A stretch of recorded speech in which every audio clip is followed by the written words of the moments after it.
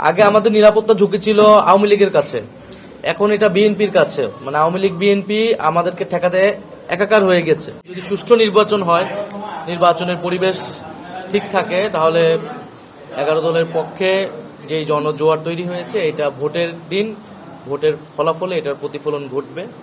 তবে এই 11 দলের নেতাকর্মী প্রার্থী তাদেরকে বিভিন্ন জায়গায় হয়রানি করা হচ্ছে,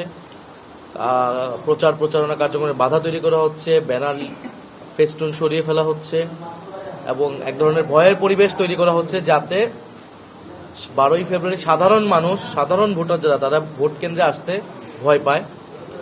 তবে আমাদের কাছে ভোটাররা বলতেছে, পরিস্থিতি যাই থাকুক না কেন, তারা ভোট কেন্দ্রে আসবে এবং নিজেদের ভোট তারা যে কোনো মূল্যে এটা নিশ্চিত করবে এবার যাতে তারা ভোট দিতে পারে এবং তাদের পছন্দের মার্কাতেই তারা ভোট দেবে। যে বিএনপি নেতৃত্বাধীন যে জোট রয়েছে, এটা তাদের নেতাকর্মীরাই মূলত এই আক্রমণগুলো করতেছে, কারণ তারা মনে করতেছে যে 12ই ফেব্রুয়ারি যদি একটা ভোট বিপ্লব ঘটে 11 দলের পক্ষে এবং সেখানে যদি তারা পরাজিত হয়, তাহলে তাদের যেই দুর্নীতি, চাঁদাবাজ, সন্ত্রাস এবং এটার উপর নির্ভর করে যাদের যে অর্থনীতি, এগুলা কিন্তু সব বন্ধ হয়ে যাবে। ফলে এই কারণে তারা ভয় পেয়ে যাচ্ছে যে তাদের যেই রাজনীতি, তাদের যেই চাঁদাবাজির রাজনীতিটা, এটা বন্ধ হয়ে যেতে পারে 12ই ফেব্রুয়ারি ফলাফলের পরে। এই আতঙ্ক থেকে তারা, হেরে যাবার আতঙ্ক থেকে তারা এখন আক্রমণ করা শুরু করছে।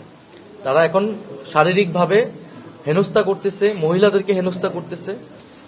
তো মানুষ এটাকে খুবই নেতিবাচক ভাবে নিচ্ছে এবং মানুষ আমাদের পাশেই থাকবে বলতেছে ভোটের দিন যাতে ভোটটা যাতে ঠিক মতো হয়। নির্বাচনের পরিবেশ তো আসলে ছিল, বা সবাই মিলে আমরা সেটার দিকে যাচ্ছিলাম, কিন্তু সেটাকে তো নানাভাবে নষ্ট করতেছে বিএনপির লোকজন।